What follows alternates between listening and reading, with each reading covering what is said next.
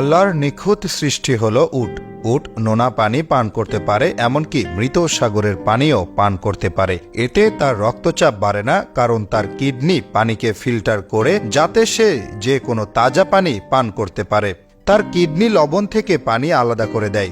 উট কাঁটা খেতে পারে, এতে তার পাকস্থলী ও অন্ত্রের কোনো ক্ষতি হয় না, কারণ তার লালা অ্যাসিডের মতো কাঁটা গলিয়ে দেয়। পরে সে ওই কাঁটা রুটি ও আটার মতো খেয়ে ফেলে। এজন্য হাতে পায়ে কাঁটা ফুটলে আরব বেদুইনরা সেখানে উটের লালা লাগিয়ে দেয় এবং সেই কাঁটা গলে বেরিয়ে আসে। উটের চোখের পর্দা দুটি, একটি পাপড়ির পর্দা এবং অন্যটি মাংসের। এজন্য উট মরুভূমির ধূলিকণার মধ্যেও চলতে পারে এবং তার চোখের কোনো ক্ষতি হয় না, কারণ সে তখন স্বচ্ছ পাপড়ির পর্দা বন্ধ করে দেয়। উট তার দেহের তাপমাত্রা পরিবর্তন করতে পারে। বরফ ঢাকা জমিতে থাকলে সে তার তাপমাত্রা বাড়াতে পারে এবং উত্তপ্ত মরুভূমিতে সে তার তাপমাত্রা কমাতে পারে।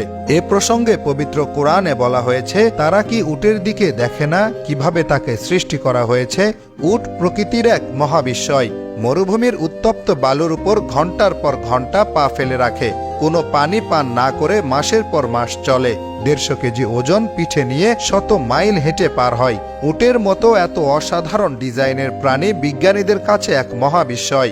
মানুষ সহ বেশিরভাগ স্তন্যপায়ী প্রাণীর দেহের তাপমাত্রা সাধারণত 37 ডিগ্রি সেলসিয়াসের আশেপাশে হয়ে থাকে। যদি দেহের অভ্যন্তরীণ তাপমাত্রা বেড়ে 38.5 ডিগ্রির বেশি হয়ে থাকে, তখন অভ্যন্তরীণ অঙ্গগুলোর ক্ষতি হতে থাকে। 40 ডিগ্রির বেশি হয়ে গেলে লিভার, কিডনি, মস্তিষ্ক, খাদ্যতন্ত্রের ব্যাপক ক্ষতি হয়। 41 ডিগ্রির তাপমাত্রায় শরীরের কোষ মরে যেতে শুরু করে। এ কারণে যখন স্তন্যপায়ী প্রাণীদের অভ্যন্তরীণ তাপমাত্রা স্বাভাবিকের থেকে বেড়ে যায়, তখন শরীর তাপ বের করে দিয়ে ঠান্ডা হয়ে যায়। কিন্তু উটের জন্য এভাবে পানি অপচয় করা বিলাসিতা, কারণ মরুভূমিতে সবচেয়ে দুর্লভ সম্পদ হচ্ছে পানি। এ কারণে উটের শরীরে এক বিশেষ ব্যবস্থা রয়েছে।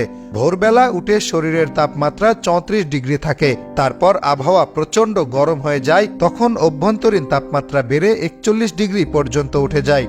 এরপর থেকে এটি ঘামা শুরু করে। এর আগে পর্যন্ত এটি পানি ধরে রাখে। এভাবে প্রতিদিন উট স্বাভাবিক তাপমাত্রা থেকে প্রচণ্ড জ্বরের তাপমাত্রা পর্যন্ত সহ্য করে।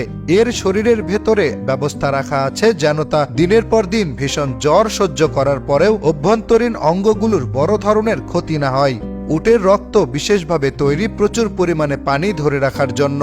উট যখন একবার পানি পান করা শুরু করে, তখন এটি প্রায় 130 লিটার পানি পান করে। প্রায় 3টি গাড়ির ফুয়েল ট্যাঙ্কের সমান পানি 10 মিনিটের মধ্যে পান করে ফেলতে পারে।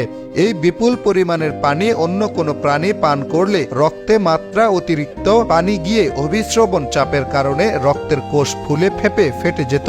কিন্তু উটের রক্তের কোষে এক বিশেষ আবরণ আছে যা অনেক বেশি চাপ সহ্য করতে পারে। এই বিশেষ রক্তের কারণেই উটের পক্ষে একবারে এত পানি পান করা সম্ভব হয়। উটের কোষ হচ্ছে চর্বির আধার। চর্বি উটকে শক্তি এবং পুষ্টি যোগায়, আর পানি শরীরের যাবতীয় অভ্যন্তরীণ কাজকর্ম সচল রাখে, শরীরের তাপমাত্রা ঠিক রাখে।